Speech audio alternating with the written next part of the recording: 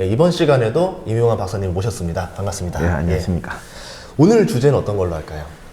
오늘 주제는 제목은 멋있죠. 사람이 중요하다. 오, 좋은 키워드입니다. 아, 정말 중요하죠. 근데 이게 사실 이게 좀 사기성 발언인 게 예. 사람이 언제나 안 중요했냐고. 다시 한번 강조하는 정도. 예. 제가 왜 그러냐면 사람이 중요하다 그러면 많은 분들이 선입견이 다 있어요. 이 한 가지 얘기도 뭐 수많은 얘기가 튀어나오는데 다들 자기 마음속에 있는 한 가지 얘기를 이제 듣고 싶어 하거든요. 그래서 오늘은 사실 그 얘기는 아니고 사람이 중요한데 예. 사람을 이해해야 잘 중요하게 쓸 수 있어요. 그러니까 중요한 무기다. 우리가 좀 사람 무기에 비하니까 좀 미안하지만 중요한 무기야. 아무 데나 쓰냐고. 그 무기의 적성과 성능과 목표가 있는 거죠. 그래서 사람이 중요하다는 건 사람은 너무나 역동적이고 역량도 다양하기 때문에 그만큼 잘 판단해야 된다. 그리고 사람을 잘 관리해야 된다라는 뜻입니다. 사람 관계에 있어서 우리들이 가장 큰 실수를 하는 게 자꾸 고정시키려는 습관이에요. 좋은 사람, 나쁜 사람, 착한 사람, 용감한 사람, 여기서부터 이제 모든 문제가 터져요. 아, 평면적으로 해버리네요. 예, 뭐 옛날 얘기 많잖아. 네, 뭐 많죠. 직원이 뭐 수백 명 있어. 네. 사장님이 등불을 들고 다니면서 찾아. 이 중에서 믿을 사람은 누군가? 나를 배신하지 않을 사람은 누군가? 이 우화가 제일 잘못된 거야. 그 환경에서 가장 내게 도움이 되도록 행동하는 사람을 찾는 게 중요해요. 그리고 어떤 사람의 행동은 그 사람의 내재한 영원 불변한 능력이 아니라 그 주어진 환경하고 적성이 잘 맞아서 그 시간에 불꽃이 튄 거야. 그리고 그건 유효기간이 있어요.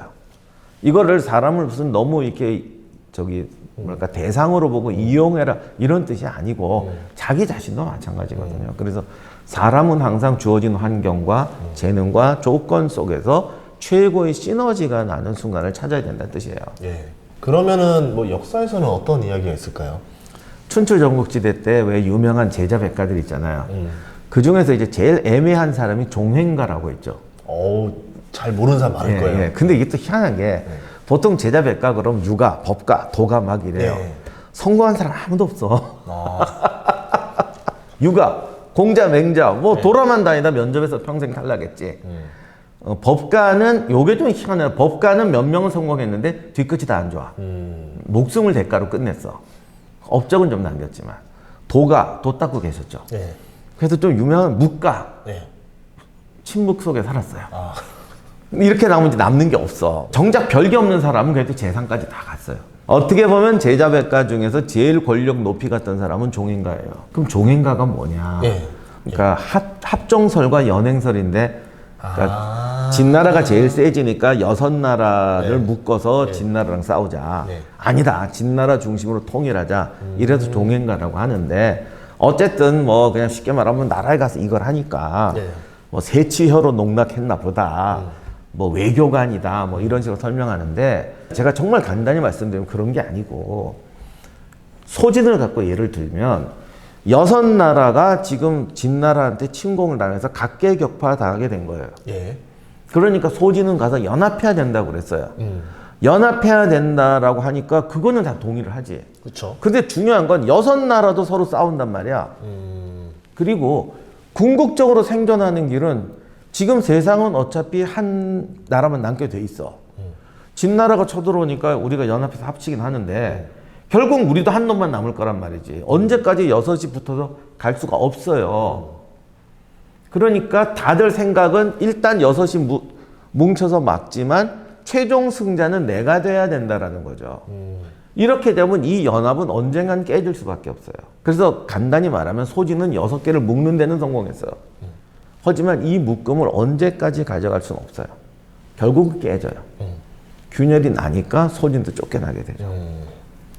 이렇게 돼서 우여곡절 끝에 소진도 불행한 죽음을 당하게 돼요. 예. 결국 그 상황의 시한, 어떤 상황이 있었고 그거를 봤고 거기에서 유용한 노력을 해서 뭔가를 얻었어. 그런데 소진도 이 내구성을 파악하지 못하고 이게 진짜 어려워. 성공한 사람들은 자기가 성공한 방법의 시한을 모르는 경우가 많죠. 근데 우리 가끔 제품 쓸 때도 그래. 이건 너무 좋아. 네. 너무 좋아. 평생 가고 싶어. 그리고 그냥 갖고 있지. 이게 내구성에 대해서 아무도 생각을 안 해. 이게 사람 찾을 때 제일 그래. 사람이 인간이 외롭잖아. 쟤를 믿고 싶고 마음에 들고. 그러니까 중간에 툭툭 쳐보면서 저 사람이 믿을 수 있는 사람인지 안 믿을 사람인지만 생각하는 거예요. 그 사람이 가장 능력을 잘 발휘할 수 있는 조건과 시한에 대해서 생각을 안 한다는 거죠.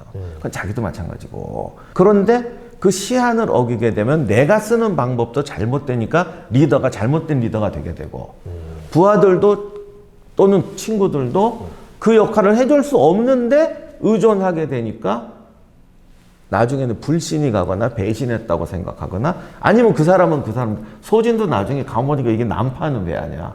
냉큼 건너뛰면 저쪽으로 건너간다고. 그럼 이쪽 입장에서 보면 배신 때리는 거지. 양다리 걸다가 결국 맞아 죽고 이렇게 되는데 이게 인간은 세상을 움직이는 게 아니야. 세상 위에 묻어가는 거지. 그래서 세상을 잘 보고 금이 가고 깨어질 때 사람들을 적재적소에 써야 되는 거예요. 이게 진짜 어려운 게 보면 역사에서 많이 보면 개국공신들이 맞아요. 처음에는 그렇게 활약하다가 나중에 좀 안정화되고 나면 서로 섭섭하고 뭐하고 뭐 그렇게 난리 되는 나잖아요. 거죠.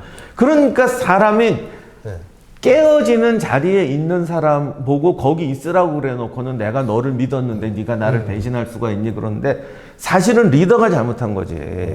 그 사람이 할 수 있는 역량이 넘어섰는데. 그러려면은 진짜 이게 나중에 좀 기업 경영으로 치면 CEO도 그 적재적소에 그 사람을 정확히 파견할 수 있는 CEO가 굉장히 중요하겠네요. 그럼요. 그래서 항상 그 사람을 인간을 냉혹하게 대하라는 게 아니라 그 사람의 능력이 기반하고 있는 상황을 보라는 거죠. 주식도 뭐 정보 준다 이런 사람도 많잖아요. 그걸 다 무시하라는 게 아니라 그 사람이 가지고 있는 기반이 있다고요.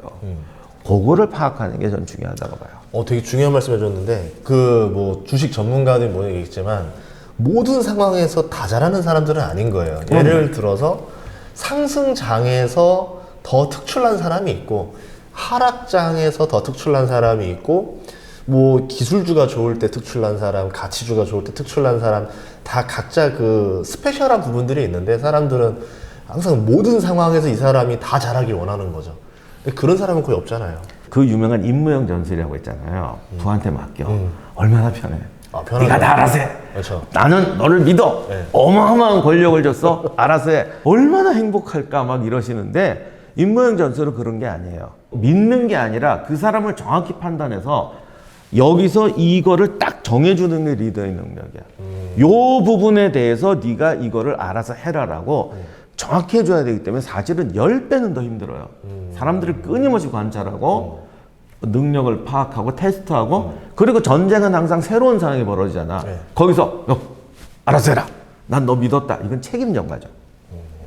지금 갑자기 새로운 상황이 나타났어. 모두가 몰라. 여기에 적성이 맞는 게 누군지.